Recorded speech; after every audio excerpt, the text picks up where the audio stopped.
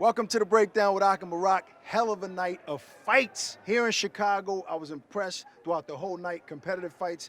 The prospects impressed me, especially White Chocolate. I think the people got their money's worth. I mean, when you see White Chocolate come out, first debut fight, and knock somebody out with a body blow, you can't ask for more than that. And we can't forget about Rashad, YouTube sensation since he was 13 years old. We've been watching this kid for years. He's You're right. finally a grown man. He debuted and did what he had to do. Right. Another fighter to look forward to. Absolutely. Seeing in the ring. Also, the women's fight. A local, Chicago local, captured the WBC super lightweight title. She had the crowd lit in here, so to speak. I mean, they really came out for her tonight. I think they threw more punches than the men. No. I mean, you always got to give women respect, man. This is a brutal sport. Absolutely. And going the rounds that they did, I was impressed by that. Now, we got to talk about the stone cold killer, Beterbiev. Right. I mean, so let's do it. Let's do it. 5 rounds that matter. What's up? Well, look, the first round obviously came out being his typical self, even though we knew that Johnson was going to come in here and be competitive. Right. We brought 500 people from Boston, England, Right. Big crowd. But from the very beginning, we said, all right, Beterbiev is going to do what he does. He drops Johnson. We thought it was over. Round 1. Then, Round 2.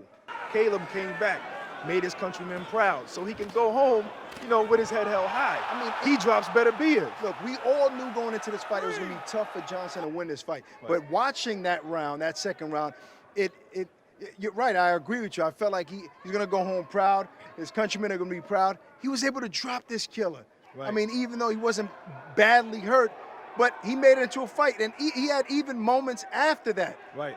But eventually, Beterbiev, the bear, or what does he call himself? Exactly. And this guy who fights bears drops Caleb. This time it was, the end of the fight. Yeah, not only with strength, he just showed skill. I mean, he was sneaky with his shots. Right. I've seen him be able to, he started to place his shot, place his jab to the body, and land that power right hand. I mean, this guy is an exciting fighter. I'm looking forward to seeing him again against big opposition, big names. I think he's ready for all the big names in the light heavyweight division. I mean, we didn't expect anything different. We didn't expect anyone to use a jab.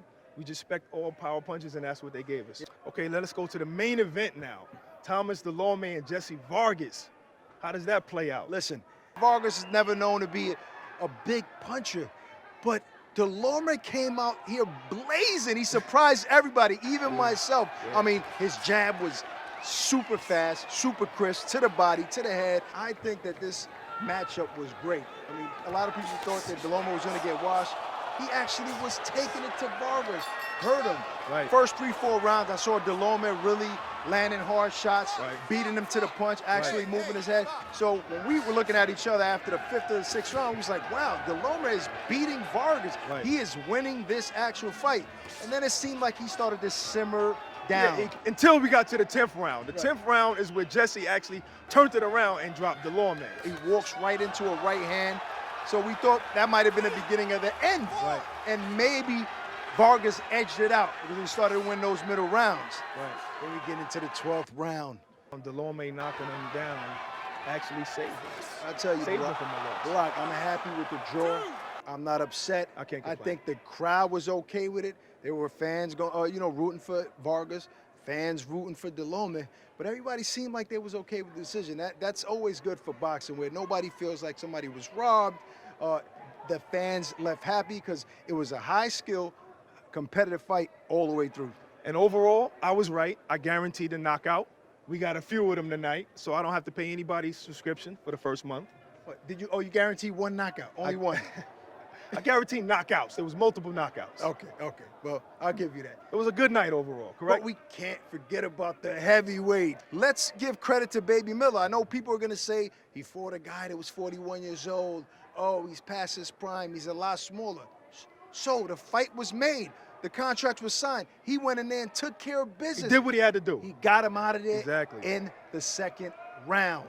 Beautiful right uppercut. He actually hurt him first With a right hook. with an uppercut. Hook, but then he landed an uppercut that kind of stumbled Adamek back to the ropes. At this point, I mean, we all knew that was the beginning of the end. Right. But then he actually landed that same uppercut again, and Adamek didn't see it coming. It was over. I felt bad.